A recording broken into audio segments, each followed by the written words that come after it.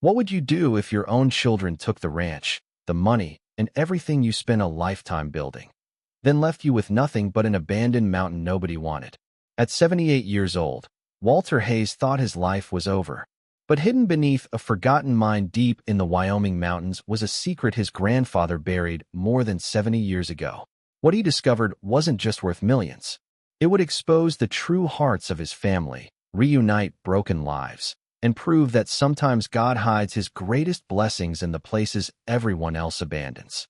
Cold autumn winds swept down from the mountains near Jackson Hole, Wyoming. Gray clouds drifted across the sky while golden aspens trembled beneath the season's first hint of winter. Walter Hayes sat silently in the passenger seat of an aging sedan as the landscape rolled past outside the window.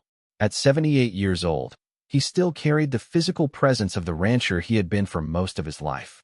He stood 6 feet 1 inch tall, though age had bent him slightly at the shoulders. His thick silver hair remained surprisingly full, and a neatly trimmed white beard framed a weathered face marked by decades of hard work beneath the Wyoming sun. Deep lines crossed his forehead, and his steel-gray eyes still held strength, but recently they had begun carrying something unfamiliar: uncertainty. Beside him sat Margaret Hayes, his wife of 52 years. Margaret was 75 years old, slender and graceful despite the challenges age had brought. Her shoulder-length silver-blonde hair framed a gentle face with soft blue eyes that had always reflected kindness. Unlike Walter, whose emotions often remained hidden beneath a rugged exterior, Margaret possessed a warmth that naturally drew people toward her. Throughout their marriage, she had served as the emotional center of the family, calming arguments, celebrating victories, and carrying burdens without complaint. Today, however, even Margaret seemed exhausted. The couple had spent their entire adult lives building Hayes Cattle and Livestock, a company that eventually grew into one of the most respected ranching operations in western Wyoming. Walter managed the land. Margaret managed the people. Together they endured droughts, market crashes, blizzards, and years when success seemed impossible. They always survived. What neither of them survived was their own trust. 2 years earlier, encouraged by attorneys and financial advisors, they had transferred control of the company to their children as part of a succession plan. At the time, it felt responsible. Now it felt catastrophic. Their son, David Hayes, 49 years old, had inherited Walter's height and broad frame, but not his patience. David possessed dark hair streaked with gray at the temples, sharp facial features, and intense brown eyes that rarely relaxed. Years spent in corporate agriculture had taught him efficiency, profitability, and expansion. Unfortunately, it had also taught him to evaluate everything, including people, through the lens of financial value. Their daughter, Rebecca Hayes, 46 years old, was elegant, intelligent, and ambitious. Her chestnut hair was always perfectly styled, and she carried herself with the confidence of someone accustomed to executive boardrooms. Rebecca worked in corporate consulting in Denver and had developed a reputation for solving difficult business problems. Yet over the years, she had gradually become emotionally distant from the family she once adored. Neither child seemed cruel, at least not at first. The changes happened slowly. Then all at once, within months of assuming control, David and Rebecca began restructuring assets. Portions of the ranch were sold. Equipment was liquidated. Partnerships were dissolved. New investors entered the company. Meetings occurred without Walter or Margaret being consulted. The explanations always sounded reasonable. Progress, growth, modernization. Until one day Walter realized the company no longer belonged to the family. And shortly after that, the ranch no longer belonged to them either. The memory still haunted him. David sitting across a polished conference table. Rebecca quietly reviewing documents. Both insisting their parents would be more comfortable elsewhere. The words sounded caring. The reality was different. Now the sedan pulled into the parking lot of a faded roadside motel 30 miles outside Jackson Hole. Paint peeled from the exterior walls. Several signs flickered weakly. A rusted pickup truck sat abandoned near the rear fence. Walter stared through the windshield. "This is it," he asked quietly. Neither David nor Rebecca met his eyes. David cleared his throat. "Just temporarily." Walter nodded. "Temporary." The word felt hollow. Margaret gently placed a hand over his. The touch carried the same reassurance she had offered during 52 years of marriage. But even she looked frightened. They unloaded their belongings in silence. 3 suitcases, a few family photographs, several boxes. Everything else was gone. That evening, Walter sat on the edge of the motel bed staring at a small notebook where he had written their remaining finances. $283. That number represented nearly everything they still controlled. Outside, trucks rumbled along the highway. Inside, silence filled the room. For most of his life, Walter believed hard work could solve any problem. Broken fences, harsh winters, financial setbacks, all of them yielded to persistence. This felt different, because for the first time, he wasn't losing money. He was losing identity. The ranch had been his purpose. The land had been his history. The family legacy had been his future. Now all 3 seemed gone. Margaret quietly sat beside him. Neither spoke for several minutes. Finally, she rested her head against his shoulder. "We still have each other." Walter swallowed hard. He wanted to answer immediately. Instead, he stared out the motel window toward the distant mountains fading into darkness. For the first time since he was a young man, Walter Hayes realized something that terrified him. After 78 years of life, after building a company, raising children, and spending more than half a century beside the woman he loved, he no longer had a place to call home. A cold morning fog drifted through the valleys of the Teton Mountains while frost covered the roadside grass and dark clouds lingered over the distant peaks.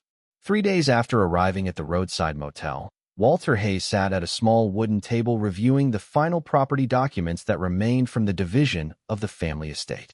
The faded motel room felt even smaller than before. The scent of old carpet filled the air, and the distant sound of trucks echoed from the highway outside. Margaret sat across from him, quietly knitting while watching her husband.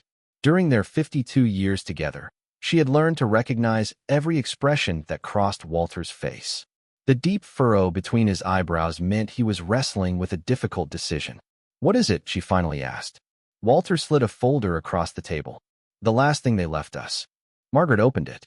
Inside were maps, survey records, and ownership documents.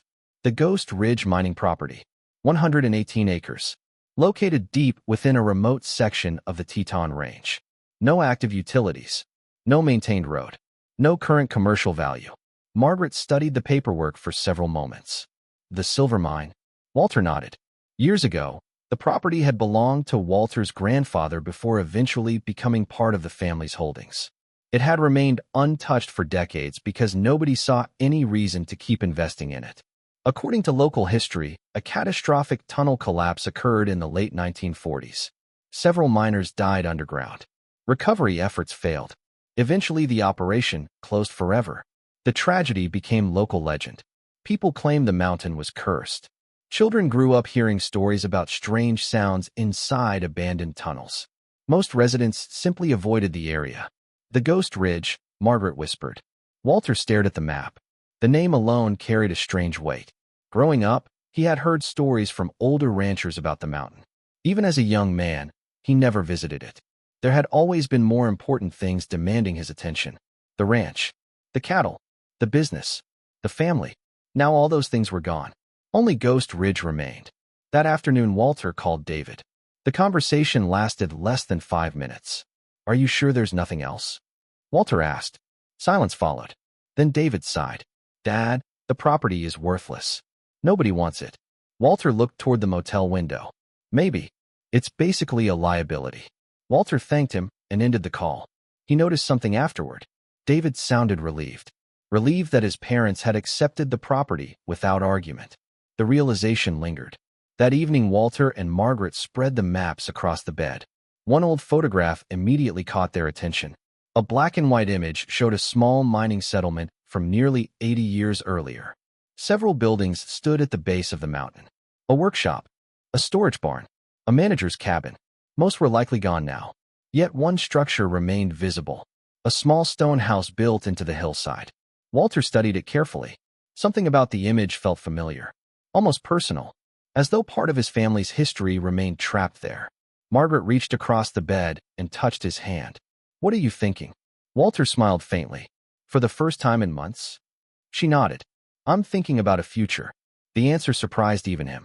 The following morning, they loaded their remaining possessions into their aging pickup truck. The motel manager watched with concern. His name was Carl Jensen, a heavy-set man in his early 60s with thinning gray hair and kind eyes. Having operated the motel for nearly 20 years, Carl had witnessed many difficult stories. "You sure about this?" he asked. Walter glanced toward the mountains visible on the horizon. "No," Carl laughed. "At least you're honest." By noon they began the journey. The paved roads eventually became gravel. The gravel roads became dirt. The dirt roads gradually disappeared altogether. Towering pine forests surrounded them. Snow-covered peaks dominated the horizon. Hours later they reached a rusted metal gate, hanging crookedly between two weathered fence posts. A faded sign remained attached. Ghost Ridge Silver Mine. Authorized personnel only. The letters were barely readable. Beyond the gate stretched a narrow trail climbing toward the mountain. Walter stepped out of the truck. Cold wind swept across the ridge. The silence felt enormous. No traffic. No power lines. No houses. Nothing. Only wilderness. Margaret joined him. Neither spoke. Then they looked up. Far above the abandoned trail, partially hidden among pine trees and rocky cliffs, stood the outline of an old stone building. The same structure from the photograph. Still standing after all these years. Walter felt something stir deep inside him. Not fear. Not regret. Purpose. Everyone else saw a dead mountain. Everyone else saw a worthless piece of land. But as he stared toward the forgotten structure overlooking Ghost Ridge, Walter suddenly felt the strange certainty that their story was not ending here. It was beginning. A sharp mountain wind swept across Ghost Ridge while dark clouds gathered above the Teton Peaks, and patches of early snow appeared along the higher slopes. The first week at Ghost Ridge tested Walter and Margaret Hayes in ways neither expected. The old stone manager's house had survived decades of abandonment, but only barely. Cracks spread across several walls. The roof leaked whenever rain fell. The plumbing no longer functioned, and electricity had disappeared long ago. Yet despite the hardships, Walter felt more alive than he had in months. Every morning, he woke with a purpose. Repairing a door, clearing debris, exploring forgotten corners of the property. The mountain demanded work, and work had always been something he understood. One cold afternoon, Margaret focused on cleaning the lower level of the house. Dust coated every surface. Cobwebs hung from exposed beams. Years of neglect had transformed entire rooms into storage spaces filled with forgotten relics from another era. Near the rear wall of an old supply room, she noticed something partially hidden beneath a collapsed shelf. A metal chest. Its surface was covered with rust and decades of dust. Margaret brushed away the dirt. A faded name appeared. Samuel Hayes. Her heartbeat quickened. She immediately called for Walter. Together they carried the heavy chest into the main room and carefully forced the lock open. Inside they found no gold, no money, no legal documents. Instead, the chest contained dozens of leather-bound journals. Walter stared at the name written inside the first cover. Samuel Hayes. His grandfather. The man whose stories had shaped much of his childhood. Samuel Hayes had been one of the earliest pioneers to settle this region of Wyoming. Family photographs showed a towering man with broad shoulders, thick black hair, and intense gray eyes. He had survived brutal winters, financial disasters, and dangerous mining expeditions. According to local history, Samuel helped establish several settlements throughout the region long before modern roads existed. People respected him. Some feared him. Very few truly knew him. Walter remembered his father once saying that Samuel trusted mountains more than people. As evening settled outside, Walter and Margaret began reading. The earliest journals described mining operations, silver production reports, equipment repairs, supply deliveries. Nothing unusual. But as the years progressed, the entries became increasingly personal. Samuel wrote about betrayal, broken partnerships, business rivals attempting to steal discoveries. Several names appeared repeatedly, though Walter recognized none of them. One passage stood out immediately. Greed destroys men faster than any cave-in. Walter reread the sentence several times. It sounded less like business advice and more like a warning. For the next 3 days, the journals consumed nearly all their spare time. Margaret became fascinated by Samuel's observations. Walter became obsessed with the unanswered questions. Again and again, Samuel mentioned something called the Last Vault, never fully explaining it, never describing its location. Only references, fragments, hints. October 3rd, 1954. The last vault remains secure. November 18th, 1956. They are still searching, but they are looking in the wrong places. March 7th, 1958. If the wrong men ever find the last vault, everything my family built will disappear. Walter closed the journal. What was he hiding, he asked. Margaret shook her head. I don't think it was money. Walter looked surprised. Why? Margaret tapped one page.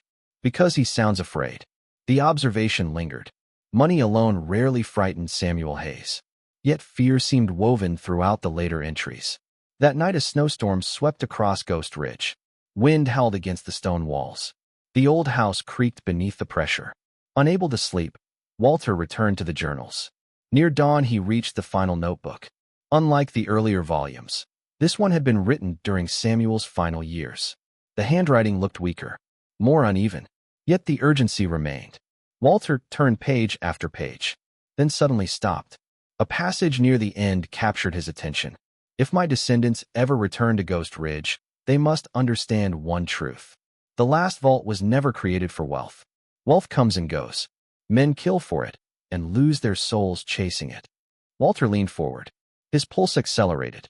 The next lines were even stranger. The mountain remembers where others forget. No explanation followed. Only another mention of the last vault. Then another. Then another. The final pages contained almost nothing else. As sunlight slowly appeared beyond the frosted windows, Walter closed the journal. Outside, Ghost Ridge remained silent beneath fresh snow. Inside, the mystery had only deepened. Samuel Hayes had spent years protecting something. Something important enough to document repeatedly. Something valuable enough to fear. And although Walter still had no idea what the last vault actually was, one fact had become impossible to ignore. His grandfather had left those journals behind for a reason. And somewhere within the abandoned mountain, the first real clue was waiting to be found. A heavy blanket of snow-covered Ghost Ridge while icy winds swept across the mountains and low clouds clung to the jagged peaks of the Tetons. Winter arrived early that year. Nearly a month had passed since Walter Hayes and Margaret settled into the abandoned manager's house. Life remained difficult, but the routine gave them strength. Walter spent his days repairing broken structures around the property while Margaret organized Samuel Hayes's journals, carefully cataloging every entry that mentioned the last vault. The mystery refused to leave Walter's mind. One afternoon, while inspecting an old underground storage system connected to the former mining operation, he noticed something unusual. The lower cellar beneath the house extended farther than he originally believed. A section of the stone wall appeared different from the surrounding structure. The stones were cut more precisely. The mortar looked newer. Most importantly, a cold draft seeped through tiny cracks. Walter ran his fingers across the surface. Air. There was open space beyond the wall. His pulse quickened. The next morning, he drove nearly 20 miles through snow-covered roads to visit a neighboring ranch. That was where he met Ethan Brooks. Ethan Brooks was 69 years old and had spent over 4 decades working as a mining engineer throughout Wyoming, Montana, and Colorado. He stood slightly shorter than Walter, but possessed the broad frame of a man accustomed to physical labor. His thick white beard reached halfway down his chest, and his weathered face carried deep lines carved by years of mountain winters. One of his eyebrows was split by an old scar received during a tunnel collapse in Nevada nearly 30 years earlier. The accident killed 3 members of his crew and permanently changed him. Since then, Ethan became known for his obsession with safety and his refusal to ignore unusual geological signs. Unlike many retired professionals, Ethan remained humble and approachable. He enjoyed fixing machinery, helping neighbors, and sharing stories over coffee. When Walter explained what he had found, Ethan listened carefully. Most people would have dismissed the story. Ethan did not. Instead, he leaned forward. You said there was a draft behind a sealed wall? Walter nodded. And your grandfather worked this property? Yes. Ethan smiled slightly. Then I'd say it's worth investigating. 2 days later, the men returned to the cellar carrying tools, lanterns, safety helmets, and portable lights. The stone wall proved thicker than expected. Hours passed. Dust filled the air. The old cellar echoed with every strike of the hammer. Margaret occasionally brought coffee and watched from a safe distance. By late afternoon, a section finally collapsed. Both men immediately stopped. Cold air rushed from the opening. Fresh air, not the stale air of an abandoned room. Air moving from somewhere deeper. Ethan's expression changed. That's a tunnel. Walter felt his heartbeat accelerate. They widened the opening carefully. Beyond the wall stretched a narrow passage reinforced with timber supports blackened by age. The tunnel disappeared into darkness. The following morning they entered. Step by step they moved deeper beneath the mountain. Their lights illuminated rough stone walls carved decades earlier. Old rail tracks still crossed portions of the floor. Rust-covered mining carts sat abandoned in side chambers. The deeper they traveled, the more fascinated Walter became. Samuel Hayes had never mentioned this passage directly, yet someone had invested enormous effort constructing it. After nearly 30 minutes of walking, the tunnel continued. Then 40, then 50. According to Ethan's estimates, they had traveled close to a kilometer beneath Ghost Ridge. Neither man expected the passage to extend so far. The air grew colder. Silence surrounded them. No animal sounds. No wind. Only the distant echo of their footsteps. Finally, the tunnel widened. Both men stopped simultaneously. Their lights revealed something extraordinary. A massive steel door stood at the end of the passage. Walter stared in disbelief. The structure looked more like the entrance to a government vault than part of an old mining operation. The door stood nearly 10 feet tall. Thick steel plates covered its surface. Heavy rivets lined the edges. A complex locking mechanism remained visible despite decades of rust. Faded lettering appeared near the center. Installed 1958. Walter's chest tightened. The same period Samuel repeatedly mentioned the last vault. Ethan slowly approached. His engineering instincts immediately recognized the scale of the construction. This wasn't built by miners protecting silver. Walter swallowed hard. Then what was it built for? Ethan didn't answer immediately. He simply ran his flashlight across the steel surface. The beam reflected off the enormous door. A door that had remained sealed for over 60 years. A door Samuel Hayes had apparently gone to extraordinary lengths to hide. For several moments, neither man spoke. Then Walter stepped forward and placed his hand against the cold steel. Somewhere beyond that barrier lay the secret that had haunted Samuel's journals. The secret called the last vault. And for the first time, Walter knew without any doubt that his grandfather had never intended Ghost Ridge to be forgotten. He had intended it to be protected. A fierce winter storm swept across Ghost Ridge while snow lashed against the mountains and powerful winds howled through the pine forests surrounding the abandoned mine. For 6 days, Walter Hayes and Ethan Brooks worked tirelessly to open the massive steel door hidden beneath the mountain. The vault refused to surrender its secrets easily. The locking mechanism had survived more than 60 years underground. Rust covered much of the surface, but the engineering remained astonishingly strong. Whoever built the structure intended it to last for generations. Each morning Walter descended into the tunnel before sunrise. Each evening he returned exhausted. Yet neither frustration nor age weakened his determination. The mystery of the last vault had become personal. Samuel Hayes had protected it for a reason. Walter intended to discover why. On the 7th day, Ethan finally noticed something unusual. A section of the locking system concealed behind a rusted metal plate. After carefully removing decades of corrosion, a hidden manual release mechanism appeared. Ethan studied it for several minutes, then smiled. I think your grandfather wanted the right person to find this. Walter's heart began pounding. Together, they turned the mechanism. At first, nothing happened. Then, deep within the steel structure, ancient gears groaned to life. The sound echoed through the tunnel. Metal scraped against metal. Dust fell from the ceiling. Slowly, almost reluctantly, the massive door began moving. Walter held his breath. The opening widened. Darkness waited beyond. For several seconds, neither man entered. Even Ethan seemed overwhelmed. Finally, Walter raised his flashlight and stepped inside. The beam illuminated something completely unexpected. Rows. Thousands of rows. Shelf after shelf stretching into the distance. Not gold. Not silver. Not stacks of cash. Paper. Boxes. Documents. Entire archives. Walter stared in disbelief. The chamber resembled a hidden government records facility more than a treasure vault. The room itself was enormous. Nearly the size of a warehouse. Temperature-controlled construction had somehow preserved everything remarkably well. Metal cabinets lined the walls. Wooden crates filled the center. Maps covered several tables. Samuel Hayes had spent a fortune creating this place. Ethan opened the nearest crate. Inside rested dozens of geological surveys. The next crate contained mining reports. The third held property deeds. As the hours passed, their confusion slowly transformed into astonishment. Then Ethan discovered the first truly important document. His hands trembled slightly as he unfolded the aging papers. Walter immediately noticed the change in his expression. "What is it?" Ethan didn't answer right away. Instead, he carefully handed over the report. The title alone was enough to stop Walter cold. Western Rare Earth Survey. Walter frowned. Rare earth minerals. He had heard the term before, but knew little about it. Ethan looked almost speechless. "Do you realize what this means?" Walter shook his head. The retired engineer slowly sat down. For perhaps the first time since Walter met him, Ethan appeared genuinely stunned. Rare earth elements were among the most valuable strategic resources in the modern world. They were used in advanced electronics, electric vehicles, defense systems, medical equipment, high-tech manufacturing.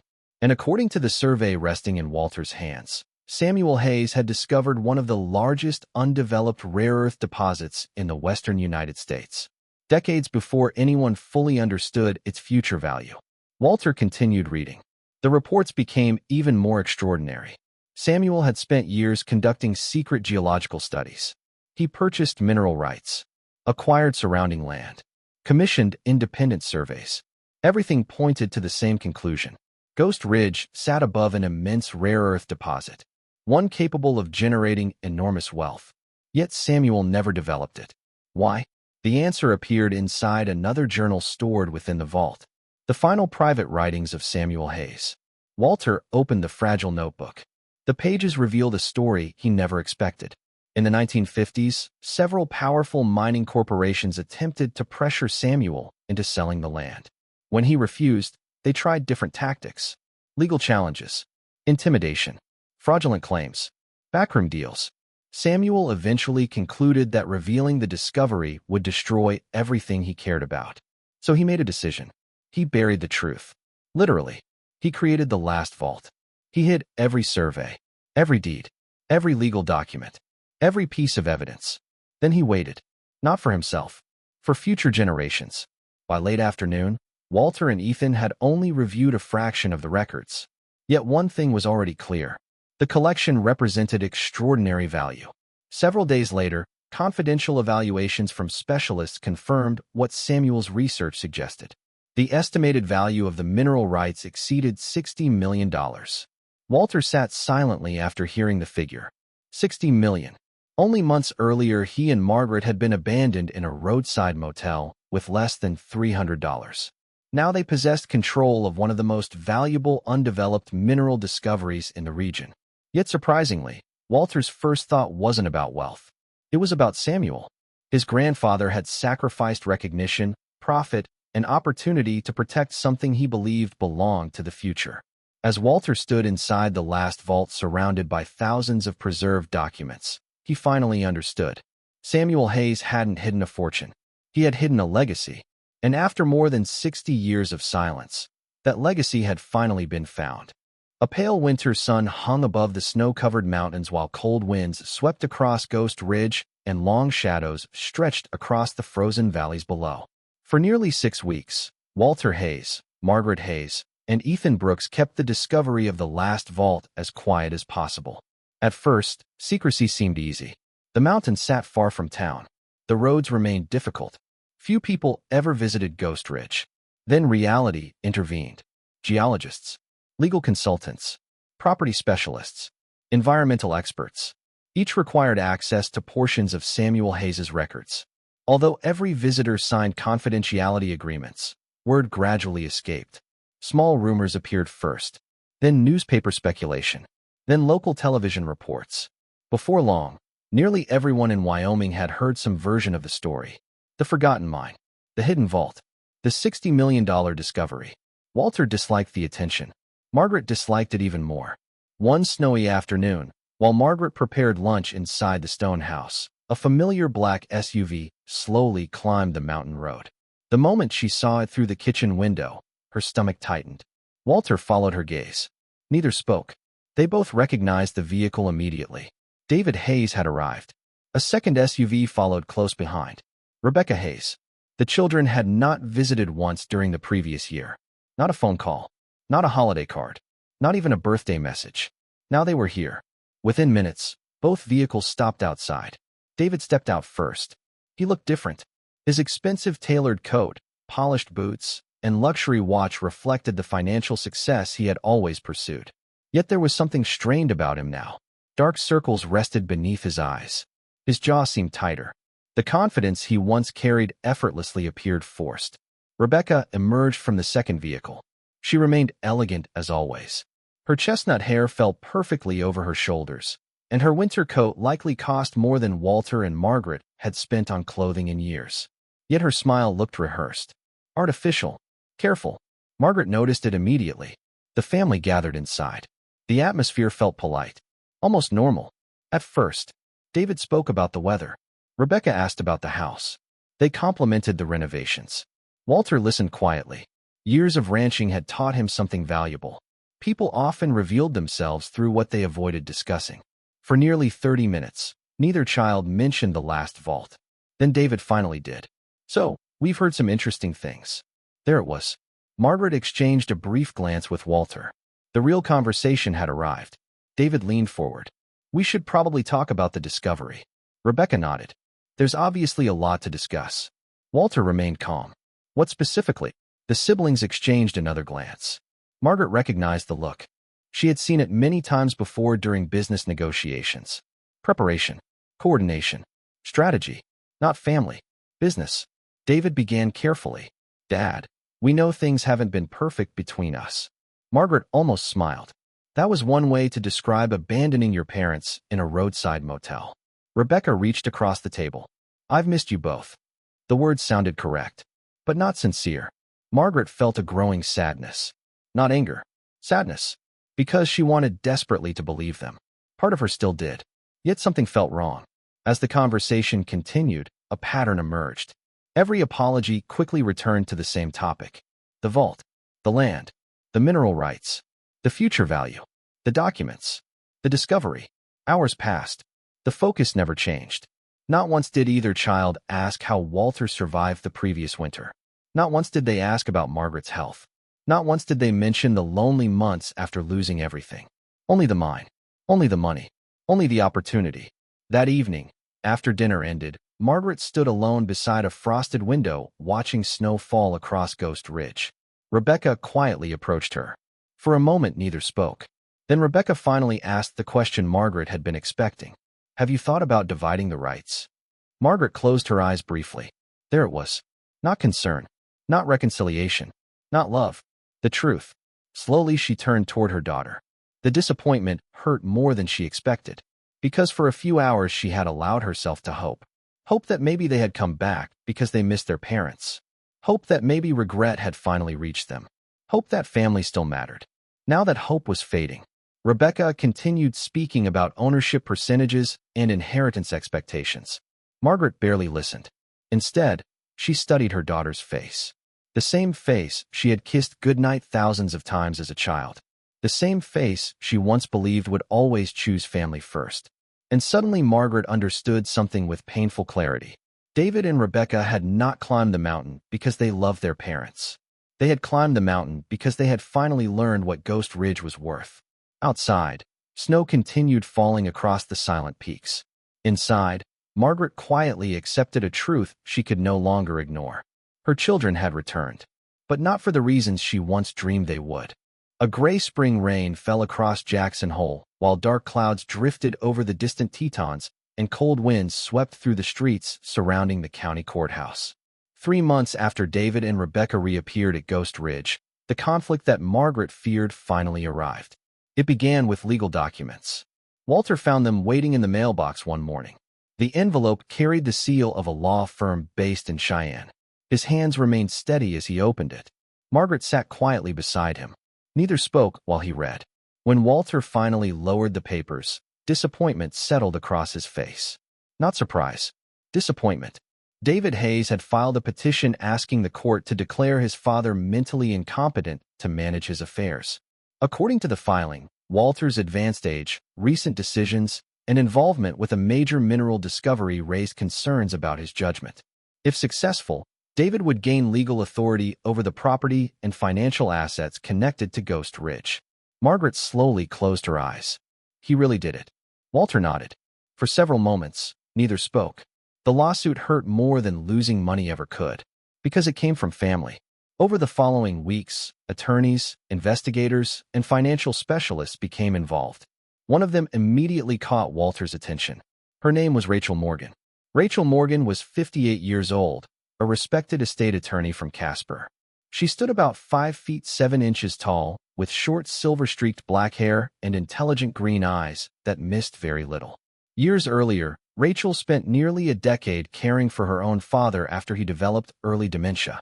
That experience profoundly shaped her career. Since then, she dedicated much of her legal work to protecting elderly individuals from financial exploitation and abusive guardianship cases. She listened carefully as Walter explained everything. The motel, the abandoned mountain, the discovery, the sudden return of his children. When he finished, Rachel folded her hands. "They aren't challenging your assets," she said quietly. "They're challenging your independence." Walter understood immediately, and he hated that she was right. Meanwhile, David's legal team attempted to build their case. They argued that no rational 78-year-old man would move to an abandoned mining property. They questioned the vault discovery. They questioned Walter's judgment. They questioned nearly every decision he had made since leaving the ranch. Yet David overlooked one critical fact. Samuel Hayes had planned for the future more carefully than anyone realized. As Rachel and her team reviewed the last vault, they discovered something extraordinary. Samuel had preserved everything: original property deeds, ownership transfers, survey records, personal journals, correspondence, legal agreements. Even more surprising, several metal film canisters sat inside one cabinet. The footage was professionally archived. When technicians restored the recordings, Walter and Margaret watched them in stunned silence. Samuel Hayes appeared on the screen. Older, gray-haired, but unmistakably strong. In one recording made shortly before his death, Samuel directly discussed Ghost Ridge. He explained why the vault existed, why he concealed the rare earth discovery, why he wanted future generations to control it carefully. Most importantly, he clearly identified ownership rights. The recordings left almost no room for interpretation. The mountain belonged to the Hayes family descendants through lawful inheritance. No corporation, no outside investor, no opportunistic claimant, and certainly no court-appointed guardian. The trial began 6 weeks later. News crews filled the courthouse. The story had become one of the most discussed legal disputes in Wyoming. Inside the courtroom, David appeared confident. Rebecca looked nervous. For perhaps the first time, she seemed uncomfortable with how far the situation had gone. Walter sat beside Rachel, calm, focused, certain. When proceedings began, David's attorneys argued aggressively. They portrayed Walter as an elderly man manipulated by circumstances and incapable of managing a multi-million-dollar discovery. Then Rachel stood. What followed lasted less than 2 hours. She introduced the journals, the property records, the ownership documentation, the financial evaluations. Finally, she presented Samuel's recorded testimony. The courtroom fell silent. Even David appeared stunned. The evidence was overwhelming. Every claim collapsed. Every accusation unraveled. Every attempt to question Walter's competence failed. When the judge finally delivered his decision, his words were direct. The petition was denied in its entirety. No guardianship, no restrictions, no shared control, no further review. Walter Hayes retained full authority over every aspect of Ghost Ridge and its assets. The case was dismissed immediately. For several seconds, silence filled the courtroom. Then Rachel smiled. Margaret quietly wiped tears from her eyes. Walter simply exhaled. Months of pressure disappeared in a single moment. Across the room, David sat motionless. The plan he carefully constructed had completely failed. As Walter and Margaret exited the courthouse together, sunlight finally broke through the clouds outside. The storm was over. And for the first time since losing the ranch, Walter no longer felt like a man fighting to defend his life. He felt like a man who had finally reclaimed it. A warm spring breeze drifted through the Teton Mountains as snowmelt flowed down rocky streams and sunlight returned to the valleys surrounding Ghost Ridge. The months following Walter Hayes' courtroom victory brought a strange sense of peace. For the first time in years, neither he nor Margaret woke worrying about losing everything. The legal battles were over. The future of Ghost Ridge was secure. Yet as financial reports and development proposals began arriving from investors across the country, Walter found himself increasingly uncomfortable. Every week brought new offers. Mining corporations proposed partnerships worth millions. Investment groups suggested expansion plans. Consultants presented forecasts projecting enormous wealth. One evening, Walter sat on the porch overlooking the mountain while the sun disappeared behind distant peaks. Margaret joined him carrying 2 cups of coffee. "You've barely looked at any of the proposals," she observed. Walter smiled faintly. "I spent most of my life building wealth." Margaret sat beside him. "And now?" Walter looked toward the valley. "I keep thinking about the motel." Neither needed further explanation. The memory remained vivid. The cold room. The 3 suitcases. The feeling of being unwanted. The realization that their own children had abandoned them.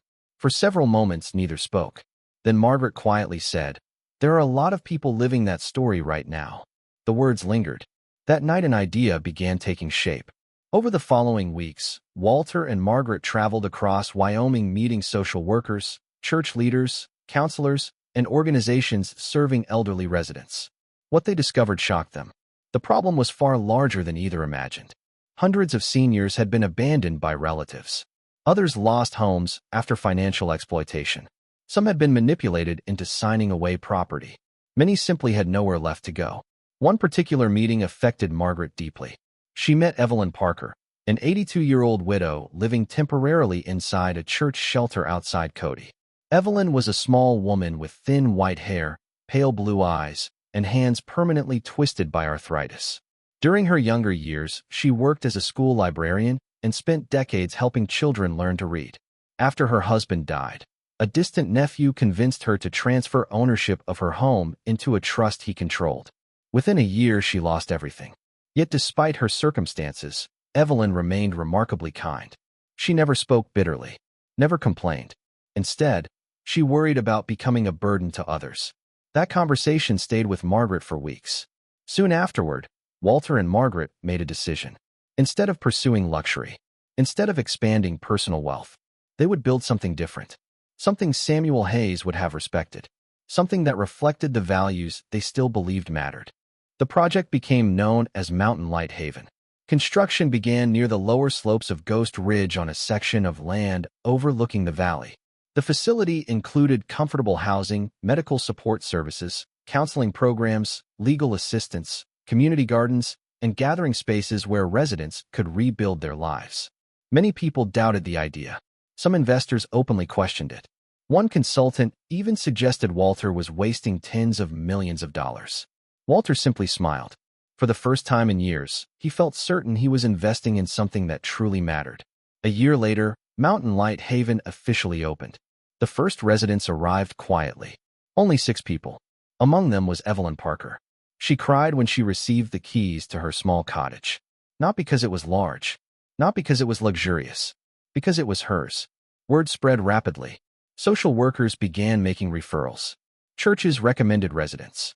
Attorneys helping elderly clients reached out. Within months, every available space was occupied. Then more buildings were added. Then more programs. The small project grew into a lifeline for people who had nowhere else to turn. One afternoon, Walter walked through the property with Margaret. Children of visiting families played near a garden. Volunteers prepared meals. Residents gathered beneath covered porches, sharing stories and laughter.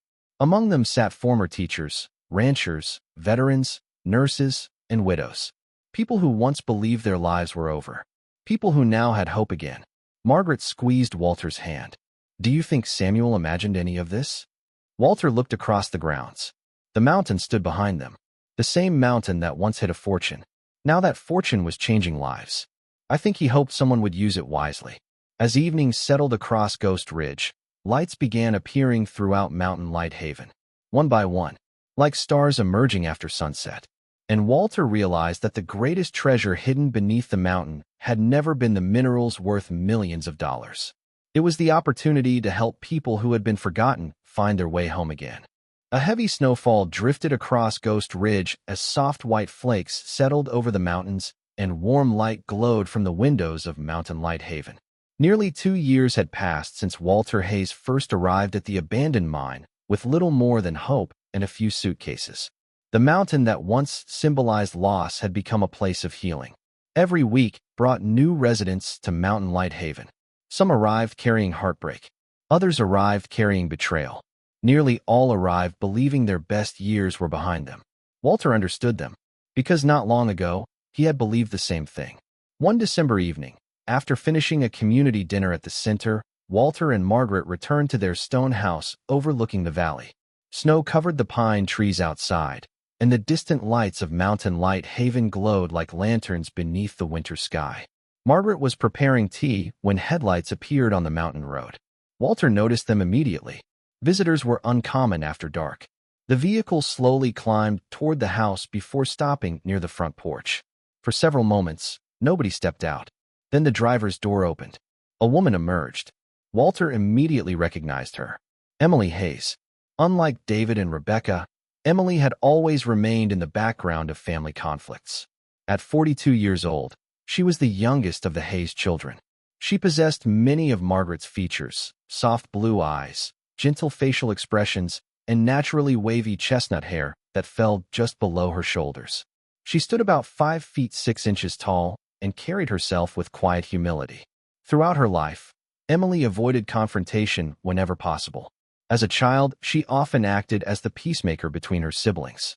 As an adult, however, that same tendency had become a weakness.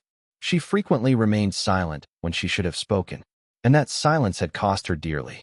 Walter opened the door before she reached the porch. For several seconds, neither spoke. Emily's eyes were already filled with tears. "Hi, Dad." Walter nodded gently. "Hello, Emily." Inside, Margaret embraced her daughter immediately. The warmth of that hug nearly shattered the emotional wall Emily had spent years building. Soon all three sat near the stone fireplace. Outside, snowflakes drifted slowly past the windows. Inside, the fire crackled softly. The atmosphere felt strangely familiar, like a forgotten memory. For a while they discussed simple things: the weather, the center, life in Wyoming. No one mentioned the painful history hanging between them. Eventually, Emily lowered her eyes toward the floor. Her hands trembled slightly. "I didn't come here to talk about weather." Walter remained silent. He sensed what was coming. Emily took a long breath, then another. When she finally spoke, her voice cracked. "I knew." The room grew still. Tears rolled down her cheeks. "I knew David was making bad decisions." Margaret's expression softened. Emily continued. "I knew what was happening to the ranch. I knew he was pushing both of you out. I knew it wasn't right." She wiped her eyes. But I said nothing. The confession seemed to drain years of guilt from her shoulders. For a long moment, only the fire made any sound. "I kept telling myself it wasn't my place," Emily whispered. "I told myself someone else would stop it." Walter stared into the flames. He remembered countless moments over the years when silence caused damage that words could have prevented. Emily looked directly at him. "I failed you." The sentence carried more pain than any apology. Margaret reached across and held her daughter's hand. Emily broke down completely. Years of regret poured out through tears she could no longer control. Walter listened quietly.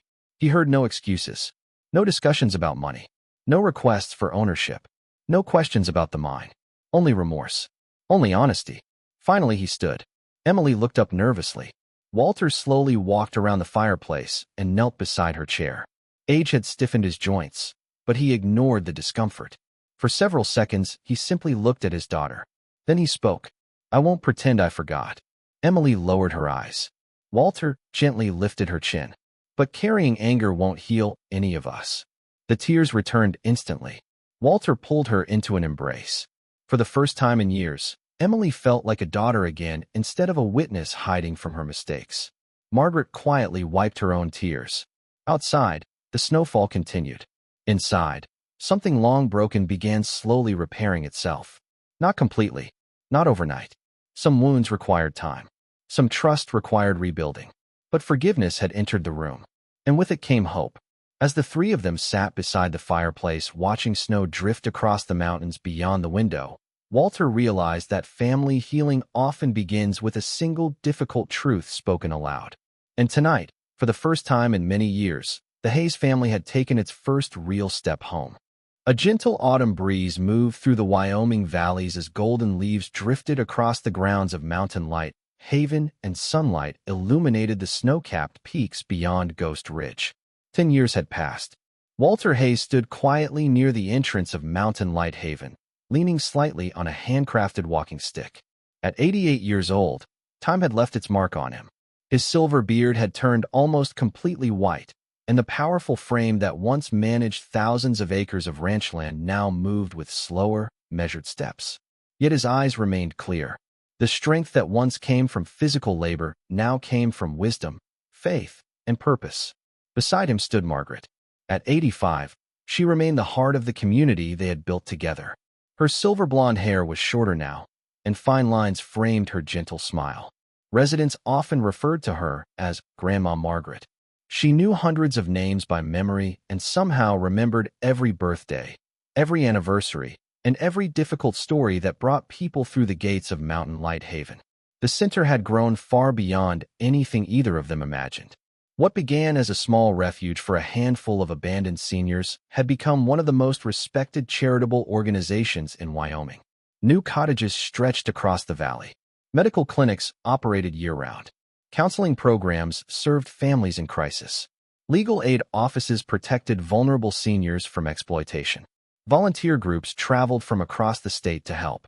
Thousands of elderly men and women had passed through Mountain Light Haven during the previous decade. Many arrived broken. Many arrived alone. Few remained that way. One afternoon, while walking through the community gardens, Walter met a resident named Thomas Reynolds. Thomas was 80 years old, tall and lean with weathered skin, thick white eyebrows, and hands permanently roughened by decades spent working construction sites. 5 years earlier, after suffering health problems, he lost his home when distant relatives manipulated him into signing documents he barely understood. When he arrived at Mountain Light Haven, he barely spoke. Now he supervised woodworking workshops for younger volunteers. His laughter often echoed across the property. "Morning, Walter," he called. Walter smiled. "Morning, Thomas." Simple conversations like that reminded him why the center existed. Not merely to provide shelter, but to restore dignity. Nearby, grandchildren visited elderly residents during a family reunion event sponsored by the center. Children laughed while running between picnic tables. Volunteers prepared food. Music drifted softly through the air. Scenes like this had become common. Families reconciled. Relationships repaired. Lives rebuilt. Years earlier, Walter believed Ghost Ridge's greatest treasure was hidden inside the last vault. Now he knew better. Late that afternoon, he walked toward the front entrance of the property. Standing near the gates was a bronze statue. Samuel Hayes. The sculptor had captured him perfectly. Strong posture, determined eyes, the face of a man who spent his life protecting something he believed mattered. Walter stopped before the monument. As he often did, visitors passed nearby, but for a few moments he barely noticed them. His thoughts traveled backward through time. The roadside motel, the abandoned mountain, the forgotten journals, the hidden tunnel, the giant steel vault, the courtroom, the forgiveness, the lives transformed. Everything traced back to one decision Samuel made decades earlier. Many people assumed Samuel hid the discovery to make future generations rich. Walter once believed that too. Now he understood the truth. Samuel never buried a fortune beneath the mountain. He buried an opportunity waiting for the right moment, the right people, the right purpose. If the discovery had emerged in the 1950s, corporations would have consumed it. If it had emerged during Walter's middle years, he might have used it to expand businesses. Instead, it appeared when it was needed most. When thousands of forgotten people required hope. When families needed healing. When loneliness needed an answer. Margaret eventually joined him beside the statue. Neither spoke immediately. The afternoon sun painted the mountains gold. Finally, she smiled. "Do you ever wonder what Samuel would think if he could see all this?" Walter looked across Mountain Light Haven. Residents sat on porches sharing stories. Families reunited beneath colorful trees. Volunteers worked side by side with people they once considered strangers. Life flourished everywhere. Then Walter looked back toward the statue. A quiet smile crossed his face. I think he'd say the treasure finally reached the people it was meant for. As evening settled across Wyoming, lights slowly illuminated Mountain Light Haven. One by one, hundreds of small lights shining against the growing darkness. And standing beneath the bronze image of his grandfather, Walter Hayes understood the greatest lesson of his life. A person's true legacy is never measured by the money they leave behind. It is measured by the lives that become better because they once existed. And long after fortunes disappear and names are forgotten, kindness continues traveling forward through every life it touches. Sometimes, God's greatest miracles do not arrive the way we expect. They do not always come wrapped in success, wealth, or easy answers. They do not always appear when life is comfortable or when the future seems secure. Sometimes, God's miracles begin when everything seems lost. Walter and Margaret believed their story was ending when they lost their home, their business, and the life they had spent decades building. But God was already working behind the scenes. A forgotten mountain became a refuge. A hidden vault became a source of hope. A painful betrayal became the beginning of healing. And a treasure buried beneath the earth became a blessing for thousands of people who desperately needed a second chance. Perhaps that is how God often works. Not by removing every hardship from our path, but by transforming those hardships into something greater than we could ever imagine. In everyday life, many people around us are carrying invisible burdens. Some are grieving a loved one. Some are struggling with loneliness. Some are facing financial hardship. Some are wondering whether anyone still cares about them. And some are praying for a miracle that seems far away. This story reminds us that God is still working, even when we cannot see it. The closed door may be protecting something better. The season of loss may be preparing a season of purpose. And the kindness we show today may become the answer to someone else's prayer tomorrow. Never underestimate what God can do through a faithful heart. Never underestimate the power of forgiveness. And never underestimate the impact of one act of compassion. Because the greatest treasures in life are not the things we keep for ourselves. They are the lives we help, the hope we give, and the love we leave behind. If this story touched your heart, please share it with someone who may need encouragement today. Leave a comment below and tell us where you are watching from and what lesson this story meant to you. We would love to hear your own experiences with faith, family, forgiveness, and second chances. And if you enjoy stories about hope, perseverance, family, and God's quiet miracles, please subscribe to the channel and join our growing family. May God bless you and your loved ones. May He strengthen you during difficult seasons, guide you when the road ahead seems uncertain, and fill your heart with peace when life feels overwhelming. And may you always remember this. With God, what looks like the end of the road may simply be the place where a greater purpose begins.